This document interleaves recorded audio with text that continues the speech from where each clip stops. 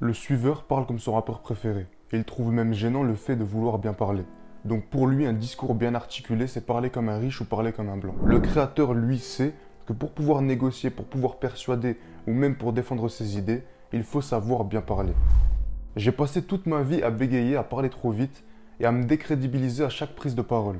Donc j'ai passé énormément de temps à essayer de régler ce problème. Parce que je savais pertinemment que ma manière de communiquer mes idées, de communiquer tout simplement avec les autres, était un bon point qui m'aiderait dans tous les domaines de ma vie. Au départ, quand mon éloquence elle était au plus bas, les gens me sous-estimaient. Les gens me prenaient soit pour un débile, soit pour un immigré, soit juste pour un enfant. Parce que c'est les enfants qui savent pas parler, c'est les gens qui viennent pas de France qui savent pas parler, ou c'est les débiles qui savent pas parler. Alors que j'étais aucun des trois cas, j'étais plus un enfant, je suis né en France, et j'étais pas si bête que ça. Mais comme je savais pas m'exprimer, comme je savais pas communiquer mes idées, les gens me donnaient tous ces adjectifs pour décrire des choses que je n'étais pas. Et je savais que la solution à ça, c'était d'améliorer mon éloquence. Donc quand j'ai commencé à travailler sur ma manière de parler, et que j'ai commencé à mieux parler, j'ai un exemple précis de ce qu'on m'a dit mot pour mot. Il y a un ami à moi qui m'a dit mot pour mot, t'es bizarre, tu parles comme un blanc. Donc pour lui, le fait de mieux parler, ça a changé carrément la personne que j'étais. Juste parce que je savais mieux parler, il m'a dit t'es bizarre, tu parles comme un blanc. Je suis devenu bizarre parce que j'ai changé ma manière de parler. Et que j'avais plus l'air d'un con à chaque fois que je prenais la parole. J'ai la même histoire avec cette personne-là. Un jour, on était à la fac et à la fac, il y avait des personnes qui proposaient de faire un débat entre deux personnes et eux, ils étaient les juges. Donc il y avait moi, mon pote et des élèves de la fac au hasard qui nous ont dit vous pouvez faire un débat, on vous pose les questions et on sera les juges et il y a un point par idée défendue. Imaginons, on nous dit est-ce que vous êtes pour l'avortement? Moi je dis oui, je suis parce que blablabla. Lui il dit non, je suis parce que blablabla. Si jamais il trouve que c'est moi qui a mieux défendu l'idée, je gagne un point. Et je peux te dire qu'à la fin du jeu, le score il était aussi gigantesque que France-Gibraltar. C'est très important de savoir bien parler. Donc aujourd'hui, je vais te donner 3 méthodes pour améliorer ton éloquence. La première chose que tu peux faire, c'est de lire à voix haute. C'est la première chose que j'ai fait et je pense que c'est ce qui m'a été le plus utile. Déjà parce que quand tu lis, tu apprends des choses, mais surtout tout ce qui bloque ton éloquence, tout ce qui fait que tu parles moins bien, tu peux le soigner en lisant à voix haute. Parce qu'en lisant à voix haute, il y a des mots que tu connais pas, donc tu élargis ton vocabulaire. Ensuite, si tu es quelqu'un qui bégaye ou quelqu'un qui ne sait pas articuler, tu peux prendre ton temps quand tu lis et tu auras un discours complet que tu pourras lire sans jamais bégayer. Parce que c'est pas comme si là je suis en train de faire maintenant, là je suis en train d'improviser, je dois réfléchir à ce que je vais te dire, je dois le dire en parlant lentement, sans bégayer, etc. Ça peut être compliqué pour quelqu'un qui commence. Alors que si tu lis, il y a tout qui est devant toi, tu as juste à lire les mots et ton corps, ou plutôt ta langue, ta bouche, etc., ton cerveau, il prendra l'habitude de dire des mots pendant longtemps sans jamais bégayer ou en améliorant ton articulation. Donc quand tu lis, même si ça va être un peu chiant parce que tu vas devoir comprendre ce que tu es en train de lire, en même temps ton cerveau il va travailler parce que tu dois te concentrer sur le fait de bien articuler. Après tu vas te concentrer sur le fait de comprendre ce qui est dit dans les mots parce qu'il y a certains mots que tu connais pas. Et en plus de ça, tu dois faire attention à parler lentement, parler avec ta meilleure voix, etc. Mais la première chose que je peux te conseiller et qui m'a été très utile, c'est de lire à voix haute, presque tous les jours. La deuxième méthode que tu peux faire pour améliorer ton éloquence, c'est de préparer des discours et les réciter à voix haute. Et c'est là qu'on va passer à l'étape supérieure. C'est là qu'on va commencer à improviser, qu'on va commencer à s'éloigner un peu de tout support. Ce que tu peux faire, c'est te poser une question générale, comme on a à l'école, comme on a quand on a des problématiques, quand on avait les questions en philosophie, ou ceux qui font du droit, les questions qu'on a en droit. Tu te poses une question et tu prévois quelques idées pour répondre à cette question. Tu prévois plusieurs arguments, plusieurs contre-arguments, une intro, une conclusion. Moi, je fais ça pour mes vidéos YouTube. Je commence par une intro, après je décris un peu le concept duquel je parle, et après je finis par une conclusion. Comme je l'ai fait assez souvent, mon éloquence, elle s'est améliorée. Je sais que la plupart des gens qui regardent mes vidéos ne sont pas des youtubeurs ou ne veulent pas faire des vidéos sur YouTube. Dans tous les cas que tu veux en faire ou que tu veux pas en faire, cette deuxième étape, c'est ce qui va te permettre de progresser le plus rapidement possible en termes d'éloquence. Parce que ce que tu vas faire, c'est du coup, tu vas te poser cette question, tu vas prévoir une intro, deux, trois arguments et une conclusion, mais pour les arguments, tu vas te laisser la place pour improviser. Moi, j'ai une communauté privée. Et à l'intérieur de cette communauté privée, j'organise peut-être une fois par semaine ou une fois toutes les 2 semaines des débats. Parce que je sais qu'on peut pas être d'accord sur tout ce que je dis. Donc toutes les semaines, il y a des débats entre membres, entre moi et les autres, pour qu'on puisse améliorer notre éloquence. Donc si jamais tu veux un endroit sûr dans lequel tu peux travailler ton éloquence, en débattant directement avec des gens, rejoins la communauté privée, sois présent pendant les appels, et n'hésite pas à mettre ta caméra et discuter pour débattre. Là, ma vidéo, c'est comment améliorer son éloquence. C'est pas ça le titre, je sais pas ce que ça va être. Mais l'idée générale, c'est ça, c'est comment améliorer son éloquence. J'ai fait mon introduction, où je parle des suiveurs et des créateurs. Ensuite, je raconte une histoire, lire à voix haute, ce que je suis en train de t'expliquer maintenant, l'argument, le discours, etc. Et la troisième étape, dont je vais te parler dans quelques minutes. Et ce que j'ai fait, c'est que j'ai écrit, là, tu peux voir sur mon script, j'ai écrit, tu vois pas ici, j'ai écrit 1, lire à voix haute, 2, savoir de quoi on va parler et se laisser une place pour improviser. 3, et je ne veux pas te spoil.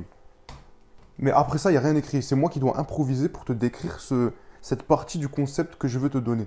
Ou cette partie de la réponse que je veux te donner. Donc, concrètement, ce que tu vas faire, c'est te poser une question, n'importe laquelle, qu'elle soit philosophique, qu'elle soit technique, qu'elle soit logistique, tout ce que tu veux.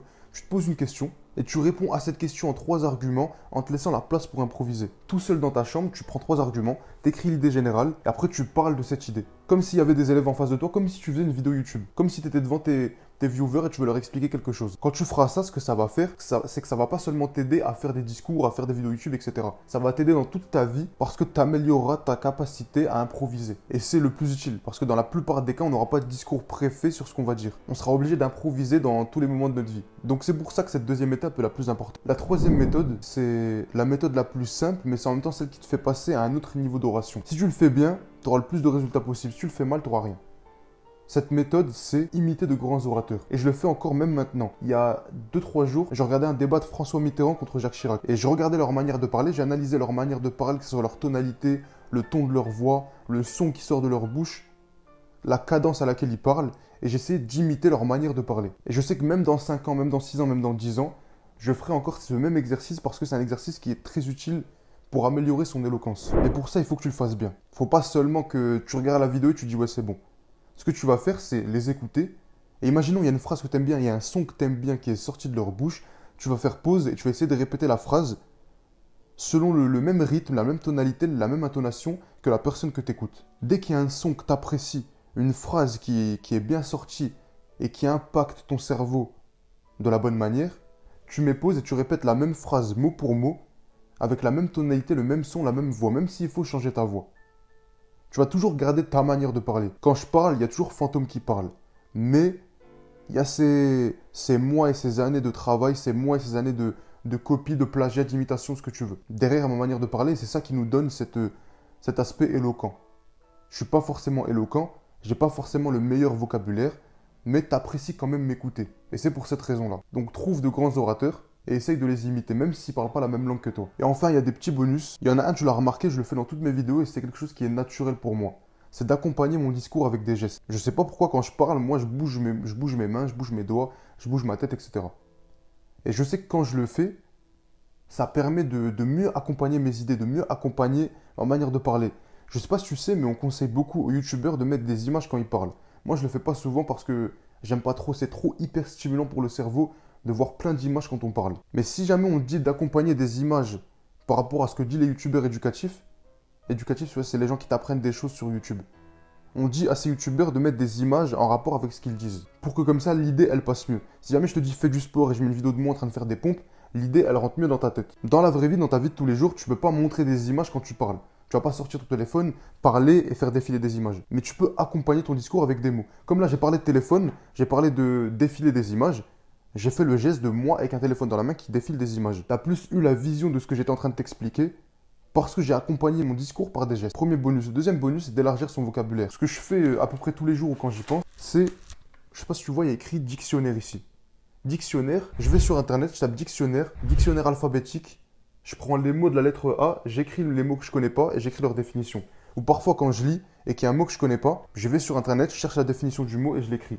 Le dernier mot, c'est prosélytisme. Action de recruter des adeptes. Carrément, on va prendre 3 mots ensemble. Donc le premier mot, c'est prosélytisme. Prosélytisme, en vrai, c'est le fait de recruter des prosélytes. Et des prosélytes, c'est des adeptes, des disciples. Comme les sectes quand ils ramènent des membres. Ensuite, néologisme. Tout mot de forme ou sens nouveau. Par exemple, wesh, squatter, internaute, etc. Ensuite, le dernier mot, c'est scepticisme. Le fait de douter ou de ne pas se prononcer sans examen critique. Là, ensemble, on a appris 3 mots. Maintenant, dans ta vie de tous les jours, si jamais on te pose une question, on te dit « Oh, tu penses quoi de ça ?» et tu n'as pas envie de te prononcer, tu doutes un peu sur tes idées, tu diras « Je sais pas, je suis sceptique ». Si jamais, comme on m'a dit à moi, il y a quelqu'un qui va te dire « T'es bizarre, tu parles comme un blanc », propose-lui un débat, fais-le dormir, mets-lui un score bien imposant, et crois-moi que par tes mots, il se sentira intimidé. On n'intimide pas que par le physique, on intimide aussi par l'éloquence, par la manière de parler. Parce qu'imagine maintenant, ferme les yeux, imagine un monde où tu es la personne la plus éloquente de ton pays. Imagine qu'à chacun de tes mots, à chacun de tes discours, les gens sont accrochés à ta langue. Ils ont envie de t'écouter parce que tu sais bien parler.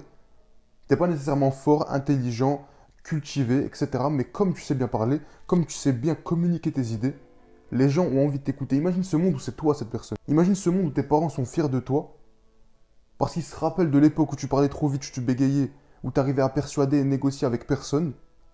Et que maintenant que tu as travaillé sur ça, tu es cette personne qui persuade, tu es cette personne qui négocie, tu es cette personne qui sait défendre ses idées et qui sait imposer qui il est grâce à son discours. C'est ça qui nous différencie des animaux. Les animaux, ils font des bruits, ils parlent pas entre eux. Les gens qui savent pas s'exprimer, mes anciennes connaissances qui me disaient t'es bizarre, tu parles comme un blanc, tu parles comme un riche, ceux-là sont des animaux. Les gens qui savent pas parler sont des animaux. Si jamais on est des humains, on n'est pas des animaux, c'est grâce à notre manière de communiquer. Donc c'est pour ça que c'est l'un des piliers du développement personnel. C'est ça qu'on devrait commencer à améliorer en premier. Parce que si jamais tu sais pas parler, si jamais tu sais pas communiquer tes idées, tu pourras jamais évoluer dans la société.